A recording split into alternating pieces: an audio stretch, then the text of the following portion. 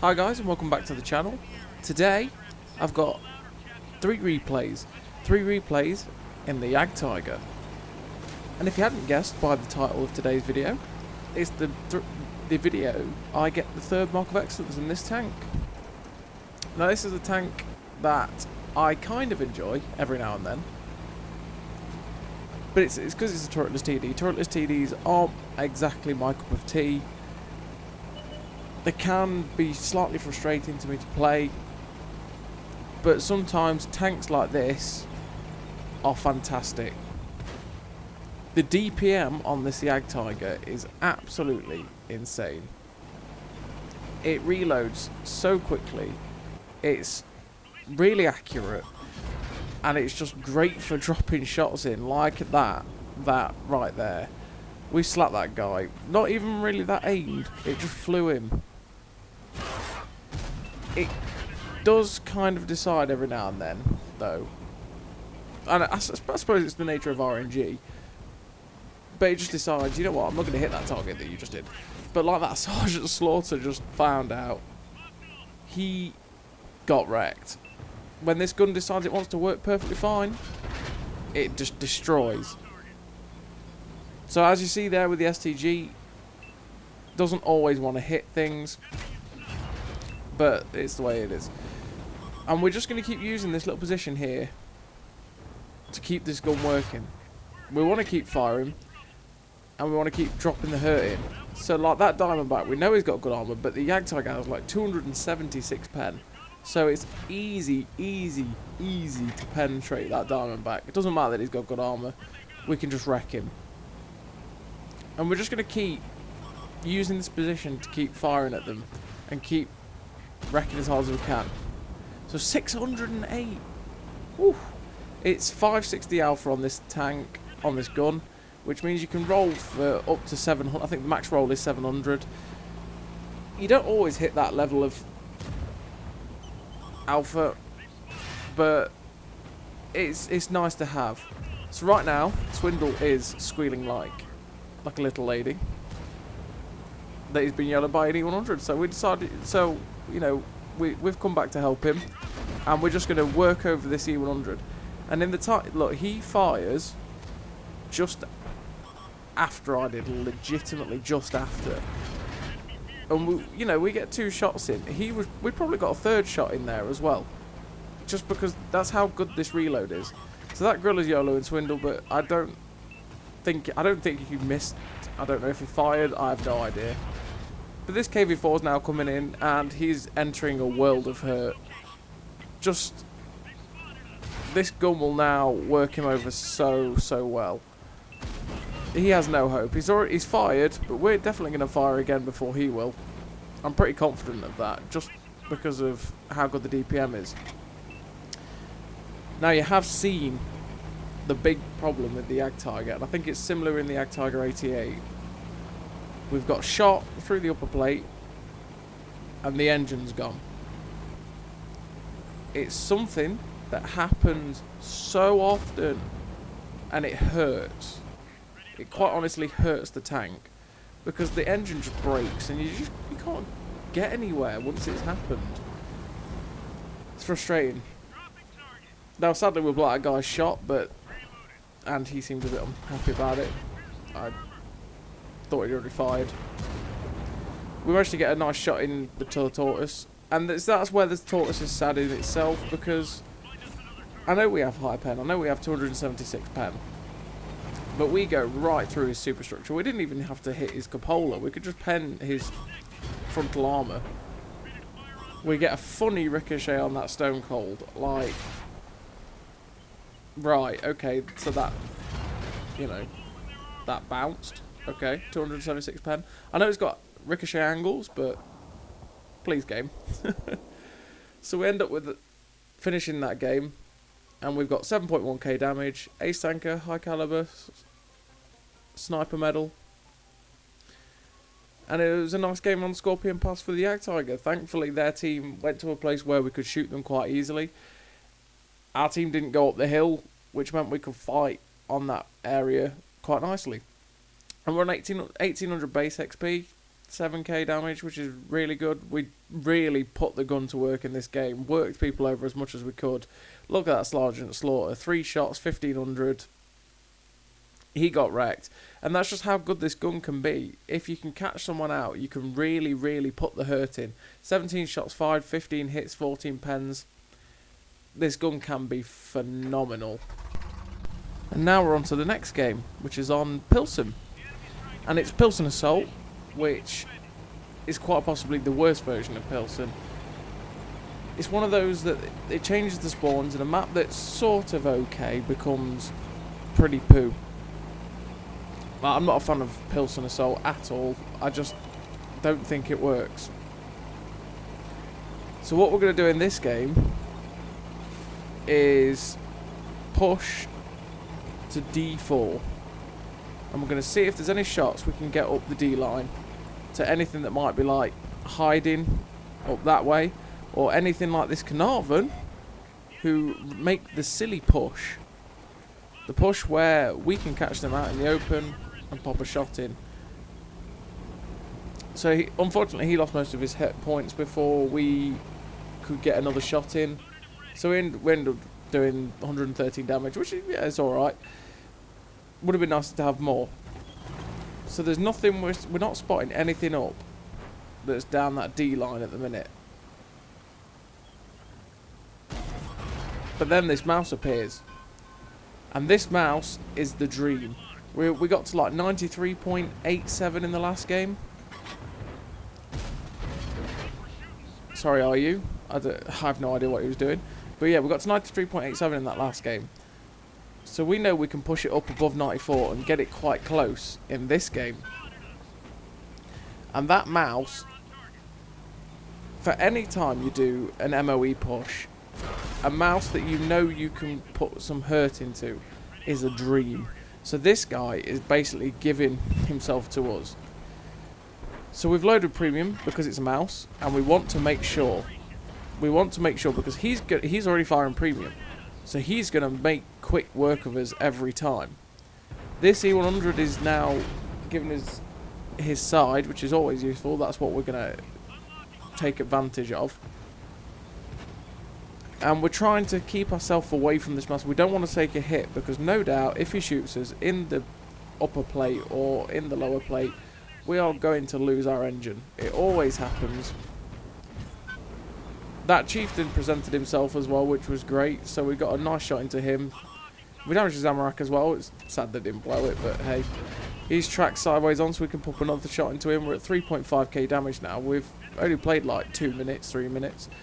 This gun can rack up the damage so fast. We get an unfortunate ricochet on that chieftain's upper plate. Look at that. Straight through the upper plate of us. Easy peasy for that tier 10 heavy. And he broke our engine. We low roll like a mother trucker there. Was it 436? That was unfortunate. I left him on enough hit points to survive, but yep. Take it. We get shot again. Second time we've been shot and we're losing engine. And we're just going to keep pummeling shots into this mouse. He's not bothered about angling himself. And we managed to... Well, he managed just to get shut down while facehooking us, so we'll take it. Now we've got this E100 who's joined the fray. And again, he's got the mouse gun. And he's firing AP, so we know if we manage to keep our hull hidden behind this mouse, we can pull the odd bounce against him. He gets shut down. And this is possible. Well, this is where I make a mistake. I should have fallen back right now. I shouldn't go chasing. At the minute, I'm at 6k damage, and I'm thinking, oh, I could get so much more. And I'm now chasing damage. And this was a silly, silly idea. Because I'm not chasing the damage. But I'm not paying well, I'm paying attention to the fact that there's the guys on the side. But I'm being recklessly... Well, I'm pushing recklessly. So now I've been shot in the side. And I've got damaged engine, so it's not like I can get out of there quickly. There's a heavy in our base that's going to be on my side. I'm still getting shot in the side from down there. If I hadn't have done this push, I would have had health. I would have been able to probably get a one or two more shots, and we wouldn't have died like that. I shouldn't have pushed. I should have pulled back. That was an error on my part, and we shut down the game. You know, a bigger game that we could have had. We could have had another 7.5k damage game or 7k damage game, but that's the way it is. As ever, the gun reliable, 16 shots, 515 hits. We ended up with 6k damage. We're at 94.76. And this is where the problem is, because if I'd had another probably 1,500 damage, which is what, 3 shots, which this gun can rack off fine, I might have actually pushed that over. It could have happened. Who knows? But I made mistakes and I lost it. Then I played a couple more and I was probably a little bit tilt. And I managed to get it to drop down to I ended up playing and dropping it down to 94. And then I played a game before this, which is a couple of days later, and it got it up to 94.5. And then we played this game on Himmelsdorf. Now it's Himmelsdorf, and I'm looking at it going, this isn't quite the map that I want in my Jagdtiger. Because Himmelsdorf, it's a brawling map, it's a brawling city map. And it's possibly not the best for the Jagdtiger. Well, I wouldn't have said so anyway. So taking this situation here, 6.56, that is a roll and a half. This is one good position for the Jagdtiger. I actually feel like this was probably designed for something like the Jagdtiger anyway, where I can hide my upper plate, I can hide my tank, but my gun shows above this ridge. Now again, we're showing the sad weakness of the tortoise in the fact that we're just shooting through the superstructure on his right. His machine gun port is a weak spot anyway, for about 250, 260 pen. But we can just butter it so nicely. He's given us 1200 damage and it's a good start. So we're going to push into this bit here now. And the reason I'm saying that Himmelsdorf possibly... Well, okay. It's possibly a good map for the Jagdtiger. In the fact that there's not as far to go, there's not as far to move. If someone broke my engine, I'm not going to be struggling to get to the damage itself unless it's on top of a hill. But it's also a brawly map where if a lot of tanks come against you that have have 260 pen, they're just going to demolish you, because the armor on the Jagdtiger is not what it used to be. It's not that good. And most tanks can penetrate it very easily. The one thing it has got is the DPM. So we've been putting shots down range. We put one into that standard B. We put one into the 704, or 2 into the 704. We're at 2k damage. And we are knowing that we're not going to get another shot at that 704, or we don't want to risk it, because if he decides to pull out, he's going to blap us for a lot. We get a nice shot into that tortoise to finish him off. And now we've been looked at, so that actually drew my attention to the hill, because we were detecting, I was thinking, what could be looking at me? And it's like, oh, the hill, right. I didn't realise that they'd come round they'd come round. So just being detected made me think, right, I can get shots at these guys, and they're easy to get farming shots at, which is nice. We shut down the other guy, the other Jagdtiger, when he went around the hill, and we shut down, or we didn't shut him down, but we shot the leopard PTA, which gave us another 1,000 damage. So we're now at 3.5k damage, and I'm thinking, this is it. You know, this game could be it. There's a lot of health in front of me. There's a lot I can do. And we're coming up behind these guys now, and we're just going to put this gun to work. A nice pen into the back of that 432, and we're just going to pull out a little bit further to see if we can shoot any of the other guys if he decides to pull off. Now, see that bit of RNG? That is something you don't see all that often. In fact, I think I've only ever done it one other time, and that's the pinned tweet that I've got on my Twitter. I ricocheted off that Carnarvon's turret, and the shell ricocheted into the Waffle Panzer IV. That's unbelievable RNG. It's unbelievable luck. I did it on my pin tweet. If you've not seen it on my pin tweet, I'll put my Twitter in the description down below.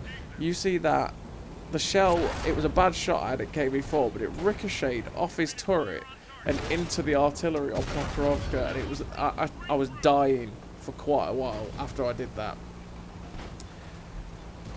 So these guys down the road died, and I managed to get a nice slab of damage from it. We managed to bounce this 705, and I know that I can at least get another shot or two into him before he reloads. I can even take a shot from him. He's got the 440 Alpha gun. And I know I can kill him, basically, and we shut him down. 7.5k damage, and right there, I'm convinced this is it. We've got the third mark.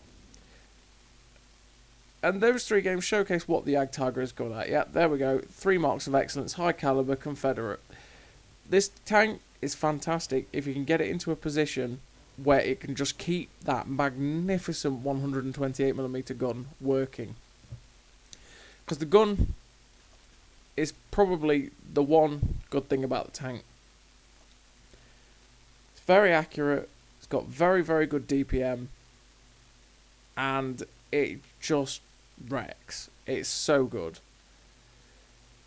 So that was the third mark of excellence on the Jagdtiger. It's not something you'll see all too often, because it's not one of the tanks that I will play all that much, as well as the fact that it's a turretless TD, which again I don't play all that much. And I hope you enjoyed it. So as always, everybody, thank you very much for watching, and I'll see you next time.